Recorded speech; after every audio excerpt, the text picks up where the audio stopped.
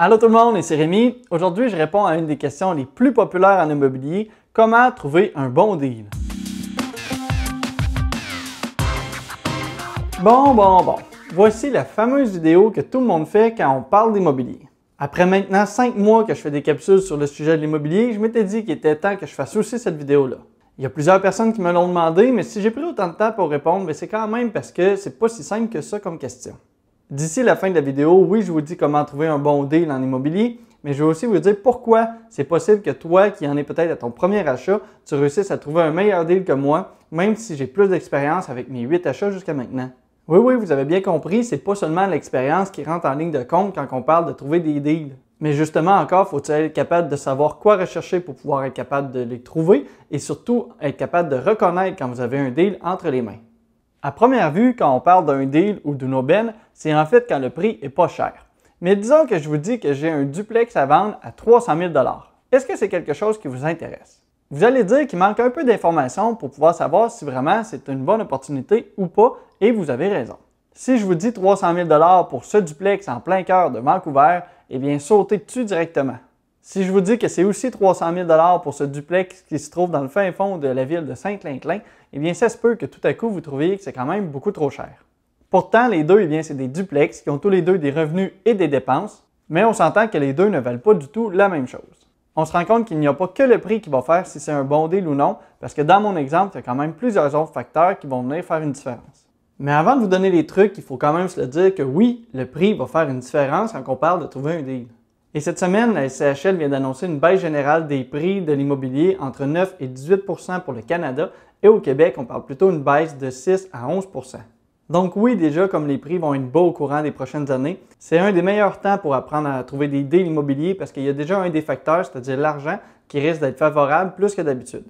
En combinant ça avec les autres facteurs, il y aura quand même des belles occasions qui vont sortir au travers des prochains mois.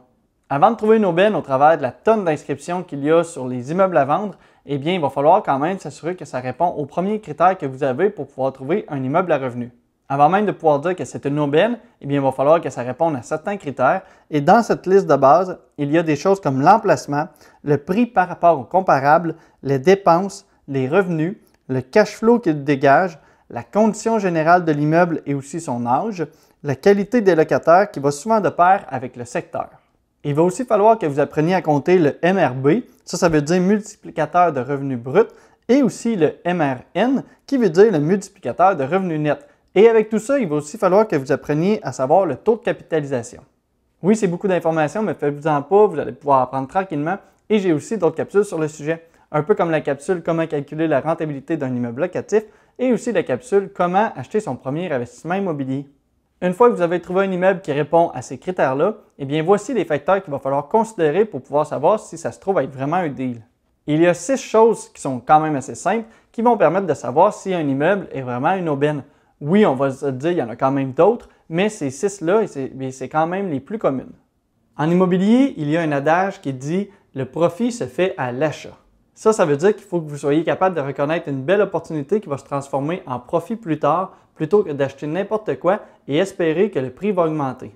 Parce que ça, c'est pas un deal, c'est plutôt ce qu'on appelle faire de la spéculation, et ça, c'est pas vraiment ce qu'un vrai investisseur va rechercher. Un vrai investisseur va plutôt rechercher un des critères suivants, et une fois qu'il l'a trouvé, il va l'acheter, il va rectifier la situation et il va soit revendre ou refinancer l'immeuble afin de pouvoir aller chercher son profit. Et souvent, ça va être un gros profit. Il faut arrêter de penser que les investisseurs les plus prospères, eh bien, c'est des gens qui ont réussi à acheter des choses sans que ça soit sur le marché ou bien des choses qui n'étaient pas nécessairement destinées au grand public. Et il faut aussi arrêter de penser que les meilleurs deals immobiliers, eh bien, c'est juste pour les pros.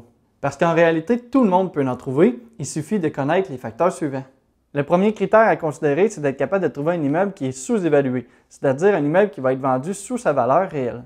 Peut-être que vous vous dites que ce n'est pas possible de pouvoir trouver ça. Dans le fond, qui voudrait vraiment vendre un immeuble qui est plus bas que sa valeur réelle? Souvent, un immeuble qui est vendu sous sa valeur, eh bien, ça va se retrouver à être relié à un vendeur qu'on appelle motivé. Voici un exemple. Disons que vous venez d'hériter de la maison de votre grand-mère. Vous ne voulez pas vraiment y habiter, mais en même temps, vous avez besoin d'argent pour pouvoir avoir la maison de vos rêves qui, elle, est en train de vous glisser des doigts. Comme vous avez besoin d'argent rapidement, eh bien, vous allez vouloir vendre la maison de votre grand-mère. Et comme vous voulez la revendre rapidement, eh bien, vous allez mettre un prix attrayant, c'est-à-dire un prix qui va se retrouver souvent à être sous la valeur pour être sûr que ça parte rapidement. Pour vous, c'est une bonne chose parce que l'argent de cette vente-là, eh bien, ça vous a permis d'acheter la maison de vos rêves et vous n'êtes pas déçu même si vous l'avez vendue en bas de la valeur. Des situations comme ça, il y en a vraiment tout plein. Et croyez-moi, c'est tout à fait possible d'en trouver. Pour moi, la plupart de mes 8 immeubles que j'ai achetés, je les ai achetés sous la valeur marchande. Maintenant, le deuxième critère, eh bien, c'est de trouver un immeuble qui a un fort potentiel d'amélioration. Si on pousse ça à l'extrême, eh bien, c'est ça qu'on appelle les flips.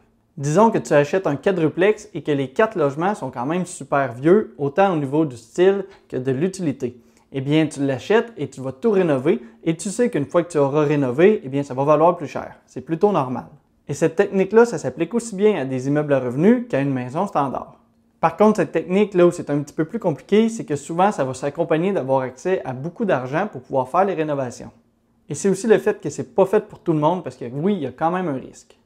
Il y a quand même un risque qu'il y ait des complications pendant les rénovations, un risque que ça prenne plus de temps que prévu ou bien que vous ne puissiez pas arriver au résultat que vous aviez voulu.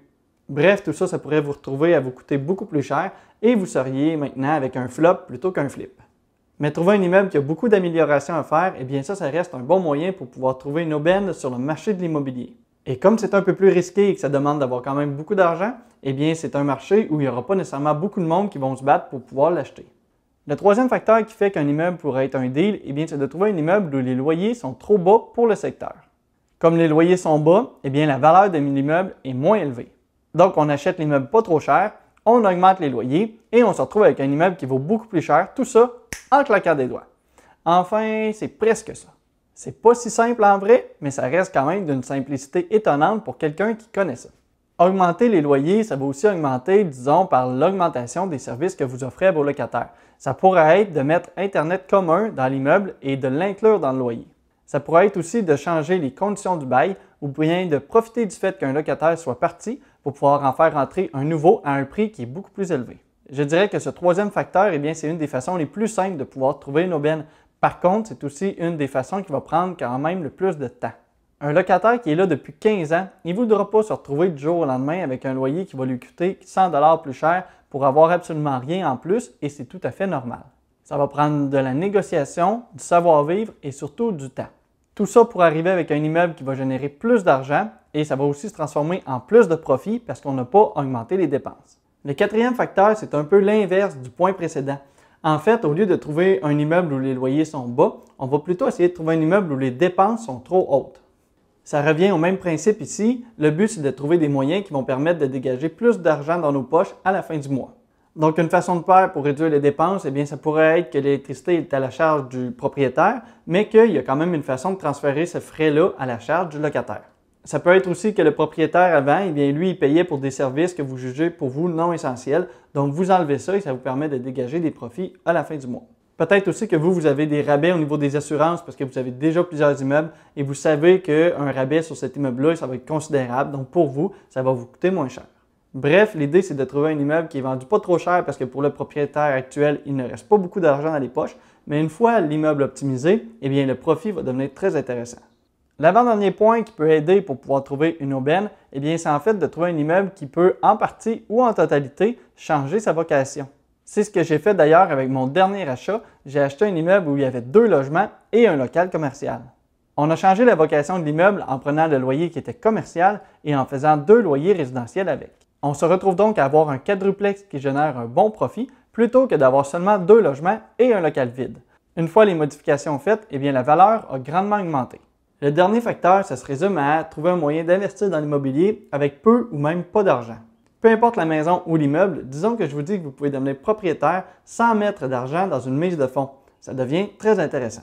Ça paraît un peu fou au départ, mais c'est plutôt simple et il y a plusieurs situations qui pourraient faire que ça arrive à ça. En voici un exemple. Ça pourrait arriver que, disons, vous avez un ami qui a beaucoup d'argent parce qu'il a fait un succès avec son entreprise et aujourd'hui, il veut se diversifier. Il veut investir dans l'immobilier, mais il n'a vraiment pas beaucoup de temps pour se consacrer à ça et il cherche quelqu'un qui s'y connaît dans l'immobilier.